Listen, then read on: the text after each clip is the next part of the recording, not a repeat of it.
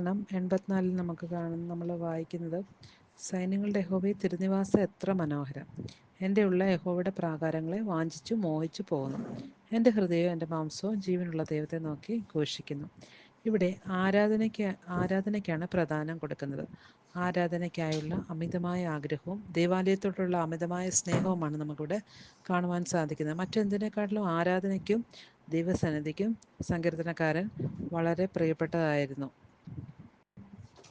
കോരഹപുത്രന്മാരുടെ ഒരു സങ്കീർത്തനമായിട്ട് നമുക്കിവിടെ കാണുവാൻ സാധിക്കും.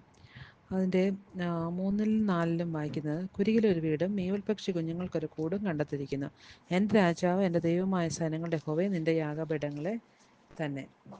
4-ാമത്തെ വാക്യം, നിൻ്റെ ആലയത്തിൽ വസിക്കുന്നവർ ഭാഗ്യവാന്മാർ, അവർ നിന്നെ നിത്യം സ്തുതിച്ചുകൊണ്ടിരിക്കും.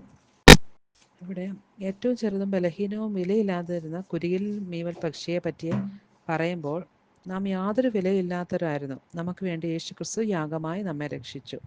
4-ാം വാക്യത്തിൽ, ആലയത്തിൽ വസിക്കുന്നവർ ഭാഗ്യവും തന്നു. നമുക്ക് ആലയത്തിൽ വസിക്കുവാനുള്ള ഭാഗ്യവും തന്നു. അതുപോലെ തന്നെ 42-ാം സങ്കീർത്തനത്തിൽ ജീവനുള്ള ദൈവത്തിനായി ദാഹിക്കുന്നതായിട്ടും ദൈവസന്നിധിക്ക് പ്രാധാന്യം കൊടുക്കുന്നതായിട്ട് നമുക്ക് കാണുവാൻ സാധിക്കും.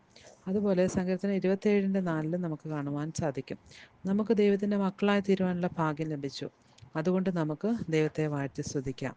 84-ന്റെ 12 പറയുന്നത് പോലെ 12 സൈന്യങ്ങളുടെ യഹോവേ, നിന്നിൽ ആശ്രയിക്കുന്ന മനുഷ്യൻ ഭാഗ്യവാൻ. സൈന്യങ്ങളുടെ യഹോവേ, നിന്നിൽ ആശ്രയിക്കുന്ന മനുഷ്യൻ ഭാഗ്യവാൻ.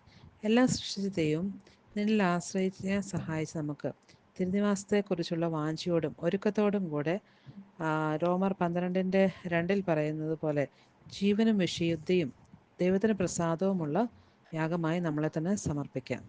ദൈവനാമം മഹത്വപ്പെടുമാറാകട്ടെ.